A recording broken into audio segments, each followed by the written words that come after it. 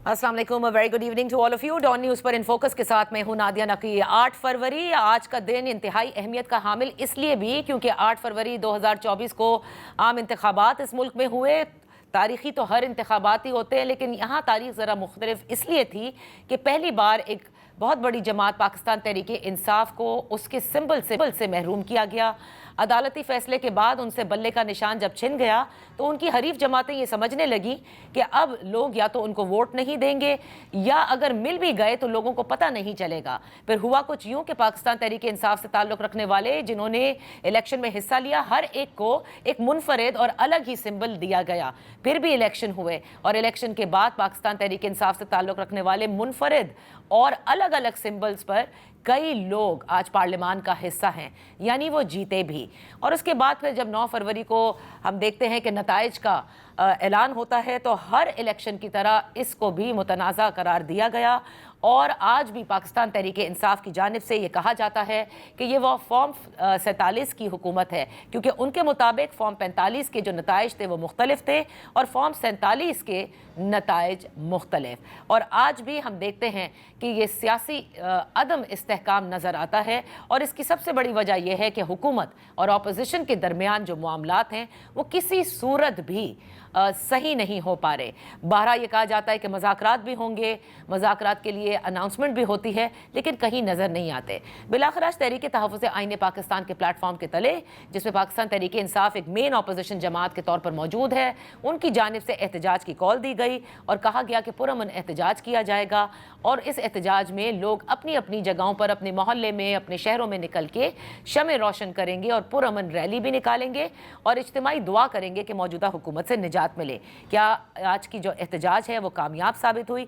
इस सब पर बात करते हैं। और क्या यही रास्ता पाकिस्तान तहरीक इंसाफ के पास? इन फोकस हैं फवाद चौधरी साहब, सीनियर सियासतदान हैं, साबिक वफाकी वजीर। बेहद शुक्रिया for joining us. Fawad Chaudhry साहब, इससे पहले कि क्या बेहतर है और क्या नहीं, मैं आज की उस बात की तरफ आपके लोगों को लाना चाहती हूँ और आपसे मजीद इंफॉर्मेशन इस पर चाहिए होगी कि आपने आज अपने सोशल मीडिया पर इस पूरे 8 और 9 फरवरी का जिक्र किया है और उसमें आपने बताया कि किस तरह से आप उस वक्त टीवी भी आपको मैसर था, आप जेल में थे और उसके बाद आप भी हैरान हुए। लेकिन साथ ही आपने ये कहा कि शिबली फराज और उमर अयूब एक खामोश डील के तहत खामोश रहे और उसके बाद उन्होंने वो एहतजाज ना किया, जबकि उनको एहतजाज करना चाहिए था। ये डील क्या है, ज़रा इसके ऊपर थोड़ी वजाहत करें और इससे क्या फ़ायदा और किसको पहुंचा? जो पहली बात यह है कि दिसंबर में मैं जब काफ़ी तवील अरसे के बाद इमरान खान साहब से मुलाकात हुई, अगरचे मैं अडयाला जेल में ही कैद था, इमरान खान भी अडयाला में थे, लेकिन जब ये ट्रायल शुरू हुआ तो फिर पहली बार बड़े तवील अरसे बाद मुलाकात हुई। तो मैंने खान साहब से ये बात कही कि मुझे तो नहीं लगता कि इलेक्शन कराएंगे, क्योंकि जो गवर्नमेंट है वो बहुत अनपॉपुलर है और आपका जो इस वक्त तूती है वो सर चढ़ के बोल रहा है। लेकिन इमरान खान का तजिया ये था कि नहीं, अब इलेक्शन जो है वो होगा, क्योंकि उसका एक दफ़ा ऐलान हो चुका है जी। तो इसलिए वो रुक नहीं सकता और तुम देखोगे कि तहरीक इंसाफ जो है वो बड़ी जीतेगी। तो उसके बाद फिर उस वक्त तो बाद में खैर जब अदालत के हुक्म के ऊपर वो फिर मुझे भी टीवी मिल गया था, क्योंकि बाकी सारे कैदियों के पास तो वैसे ही टीवी की सहूलत थी, पहले हम लोगों के पास नहीं थी। मैं तो चूंकि उसमें था, सॉलिटरी कन्फाइनमेंट में था, तो मेरे पास नहीं थी, लेकिन वो मिल गई। तो उस नताइज देखते देखते अचानक टीवी, जब पीटीवी था बाकी तो आते ही कोई नहीं थे, वो बंद हो गया। तो उससे जो है उसी वक्त अंदाजा हुआ, मेरा एक ही संतरी था जो वहां पे, तो उसको मैंने कहा कि ये तो काम जड़ा है, तो काम जड़ा को गड़बड़ हो गया है, मैंने तो लग रहा है कि इलेक्शन रिजल्ट जड़े हम तब्दील होंगे।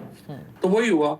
और फिर उस वक्त जो था इमरान खान का यही था कि इलेक्शन हम जीतेंगे। और यकीनन आपने जिस तरह अपने इंट्रो में कहा कि जिस तरह लोगों ने भांत भांत के जो इंतखाबी निशान थे उनको चुना, उसको फिर भी इमरान खान के नाम के ऊपर वोट दिया। तो जो 9 फरवरी था उस दिन उमर अयूब को विक्ट्री स्पीच करनी थी और विक्ट्री स्पीच करके डिक्लेयर करना था कि हम 180 नशिस्तें जो हैं वो जीत गए हैं। लेकिन उमर अयूब और शिबली फराज और उस वक्त की जो कोर कमेटी है, उन्होंने ये फैसला किया कि हम तो बात ही नहीं करेंगे और हम तो पार्लियामान के अंदर रोल अदा करेंगे। मुझे आप बताइए कि किसी अंधे को भी नजर आ रहा है कि इलेक्शन रिजल्ट्स तब्दील हो रहे हैं, वो उस वक्त क्या करेगा? वो एहतजाज की कॉल देगा। और देखिए जिस तरह से आज अगर आगे चल के आप बात करेंगी, अभी आप बात कर रही हैं कि हड़ताल पंजाब में कामयाब नहीं हुई है। सही। तो अगर पंजाब में कामयाब नहीं हुई तो इसलिए कामयाब नहीं हुई कि माहौल नहीं था, लोकल लीडरशिप नहीं है। 9 फरवरी को तो ये मसले नहीं थे। हर एमपीए, हर एमएनए की सीट जो थी उसके ऊपर धांधली करके उनका नतीजा तब्दील किया जा रहा था। और वो वक्त था जबकि अवाम को बाहर निकालना चाहिए था, लोकल लीडरशिप मौजूद थी। सही। लेकिन इन्होंने क्या किया कि इन्होंने अपनी ये जो भी मैनूवरिंग हुई इनके साथ, जो अब ज्यादा लोग बात करते हैं जिसकी मुझे गारंटी नहीं है, बट लोग ये कहते हैं कि उमर अयूब साहब को कहा गया कि आप फिक्र ना करें, आप पार्लियामेंट में आ जाएंगे तो पीपल्स पार्टी के साथ मिलके आप हुकूमत बनाएंगे और आप वजीर आजम होंगे, और अच्छा। इसलिए आप खामोश रहें तो कोई मसला नहीं है। But this is one conspiracy theory, I don't know. लेकिन जो कुछ भी हुआ, 9 फरवरी को पीटीआई की कोर कमेटी, जिसमें उस वक्त उमर अयूब और शिबली फराज अहम रोल अदा कर रहे थे, उन्होंने फैसला किया कि हम एहतजाज नहीं करेंगे। सही। एंड आई थिंक कि इस सारे टेन्योर में जो सबसे बड़ी इमरान खान की अगर कोई खंजर मारी है किसी ने, तो कोर कमेटी का ये फैसला था जिसने इमरान खान की सियासत को बहुत नुकसान पहुंचाया। ओके, तो अब ये जो एहतजाज मुस्तकिल हो रहे हैं, हम उस पर नहीं जाते। अब आज जो एहतजाज की कॉल दी गई और जिस तरह से ये एहतजाज पुट अप किया गया, क्या आप समझते हैं कि वर्कर मायूस नहीं हुआ होगा, या आप समझते हैं कि ये जो सिस्टम इस वक्त इतना स्ट्रांग है और आप देखते हैं कि सूबाई हुकूमतें हाई हैंडेडनेस भी करती हैं, अपोजिशन को जगहें नहीं देती, पकड़ धकड़ भी होती है, ऐसे में इसी किस्म का एहतजाज होता है? लेकिन नादिया, ये एक जो मिथ है ना, वो ये है कि हम इतनी हाई हैंडेडनेस करें और इतनी क्वर्जन करेंगे कि उसके नतीजे में जो रेजिस्टेंस है वो दम तोड़ देगी। ये एक थ्योरी है, आप समझिए, ताकत की। और समझा यही जाता है कि जो ताकत का इस्तेमाल है वो डेटरेंस है। प्रॉब्लम सिर्फ इसमें यह है कि ये डेटरेंस मुस्तकिल नहीं है। ये बात सही है कि इसका टाइम लिमिट भी कोई नहीं है। हो सकता है जैसे ये 3 साल चल गया है, हो सकता है ये 3 साल और चल जाए, हो सकता है ये 3 महीने और ना चले, ये 6 महीने और ना चले। क्योंकि ये जो थ्योरी है डेटरेंस की थ्रू वायलेंस, ये बहुत दफा दुनिया में आजमाई जा चुकी है, और इसकी जो टाइम लिमिट है, टाइम फ्रेम है, वो बहुत अनसर्टन है। सो पाकिस्तान के अंदर आपको जो सियासी हिजान नजर आता है, उसकी बुनियादी वजह ही ये जो थ्योरी है, इसके ऊपर हुकूमत का, एस्टैब्लिशमेंट का जो अमल करना है, वो इसकी वजह से वो हिजान नजर आता है। सही। और जो प्रॉब्लम है वो यही है कि ये किसी वक्त भी एक्सपायर हो जाएगी, और फिर ये एक्सपायर होती है तो इसकी कीमत बहुत ज्यादा है, जो जाहिर है कि पाकिस्तान के लिए अच्छी नहीं है। तो फिर तहरीक इंसाफ के लिए आप क्या कहेंगे? एक तरफ तो हुकूमत है और एस्टैब्लिशमेंट है जो जिस थ्योरी के ऊपर है और समझती है कि that is working for them, लेकिन ऑन द अदर साइड 8 फरवरी से आगे, 2024 से आगे नहीं बढ़ रही तहरीक इंसाफ। माजी के भी इलेक्शंस आपके सामने हैं। जिस वक्त 2018 में तहरीक इंसाफ आई, उस वक्त पीपल्स पार्टी और पीएमएलएन को शिकायत और इसी तरह धांधली के इल्जाम थे। उससे कबल जितने इलेक्शन गुजरे उसमें भी होते हैं, लेकिन आगे बढ़ा जाता है। यहाँ लगता है तहरीक इंसाफ से इसके 8 फेब 2024 इसके आगे कोई बात नहीं। नादिया, एक तो पिछले इलेक्शंस का इस इलेक्शन से तकाबुल करना तो बड़ी ज्यादती की बात है। हर इलेक्शंस के अंदर जो मैनिपुलेशंस के इल्जामात भी लगते रहते हैं, उनमें कोई जो कुछ सीटें हैं उनमें ऊपर नीचे होने की बात करते रहते हैं, लेकिन इस तरह से आप समझेंगे 272 की 272 नशस्तें ही जो हैं वो मैनिपुलेट कर ली जाए, ये तो कभी नहीं हुआ। कभी पाकिस्तान की तारीख में ऐसा नहीं हुआ कि आपने पूरे फॉर्म्स ही बदल दिए हों और इस तरह से हुकूमत आई हो। इसलिए इसको कंपैरिजन करना तो बिल्कुल ज्यादती वाली बात है। जहां तक पीटीआई का ताल्लुक है या इस वक्त की पॉलिटिक्स का ताल्लुक है, देखिए पीटीआई तो खत्म हो गई है क्योंकि उसका काडर खत्म हो गया है।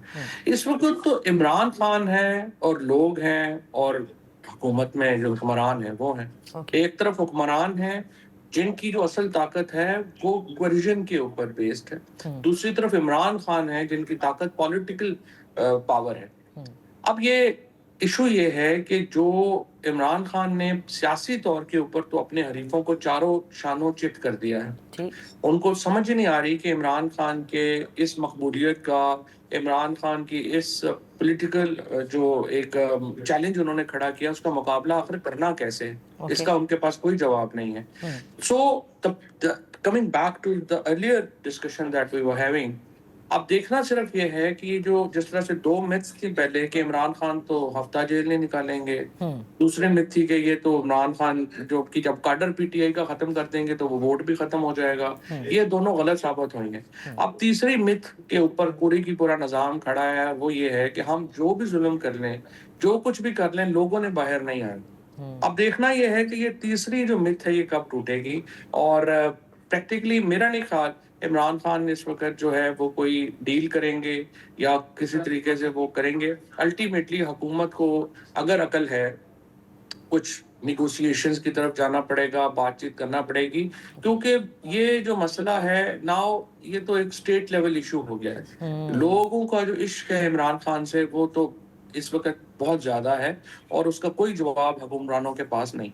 अच्छा, तो मुझे एक बात बताइए कि आपका भी जो नेशनल डायलॉग कमेटी है, आपने एक पूरी बैठक भी रखी और उसके बाद भी इस पर बात करते रहते, क्या आप उससे मायूस हो गए हैं या उस पर अब आप जोरों शोर से काम कर रहे हैं? क्योंकि अभी देखिए तहरीक तहफ़्फ़ुज़ आईन पाकिस्तान भी विद ऑल ड्यू रिस्पेक्ट जैसे ऑपोजिशन का एक प्लेटफॉर्म होता है वो इतना स्ट्रॉन्ग उभर के सामने नहीं आया है।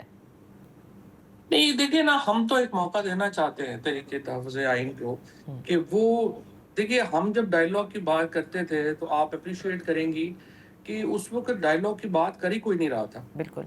और तमाम लोग जो थे वो हमें तो गद्दार डिक्लेयर कर रहे थे कि जी ये तो बड़ा जुल्म हो रहा है, ये कह रहे हैं। और अब हम ये जब करते हैं कि देखिए, आपने महमूद अचकज़ई साहब वो शख्सियत थे जी। जिन्होंने इमरान खान के खिलाफ तहरीक एतमाद लाने में अहम किरदार अदा किया। सलमान अकरम राजा साहब जो थे वो लीगल एडवाइजर थे पीएमएलएन की नो कॉन्फिडेंस लाने तक।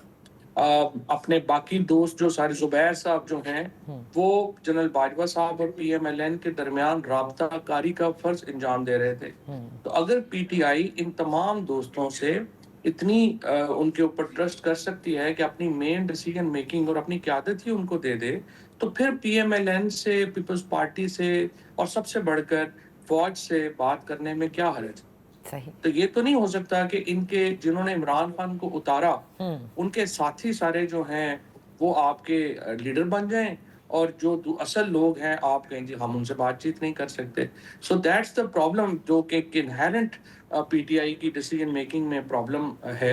और अब वो मामला जो है वो खत्म होना चाहिए और देखते हैं ये आगे नहीं बढ़ेंगे। मैं आपको सिर्फ ये बता दूं कि पस पर्दा हम अपनी कोशिशें जारी रखे हुए हैं। ओके। और इस सिलसिले में हमें उम्मीद है कि जो फैसले हैं होंगे। हमारा नुक्ता नज़र ये है कि इमरान खान से मुलाकात से पहले आप कम से कम ख़वातीन वर्कर्स को रिलीफ दें, उनको रिलीज़ करें। यास्मीन राशिद हैं, बुशरा बीबी हैं, बाकी ख़वातीन हैं, ताकि उससे एक जनरेट होगी गुडविल, ताकि हम इमरान खान साहब के साथ जाके कोई बात करने जोगे हों। सही। अगर आप पॉलिटिकल प्रिजनर्स को भी रिलीज नहीं करते, वन साइडेड क्वेश्चन भी रखेंगे, तो आप इमरान खान से मुलाकात करके हम क्या करेंगे? तो पसे पर्दा जो मामलात आपके चल रहे हैं, आप पर उम्मीद हैं कि बहुत जल्द आप कोई ब्रेक थ्रू करने में कामयाब होंगे? हमारी उम्मीद यही है, हमारी उम्मीद यही है और हमारा मकमा नज़र यही है कि हम पॉलिटिकल प्रिजनर्स को कुछ रिलीफ जो है वो मिले और इससे पाकिस्तान में जो सियासी हैजान है उसमें कुछ कमी आए। बहुत बहुत शुक्रिया फवाद चौधरी साहब for being with us on the show. वक्त हुआ है एक ब्रेक का।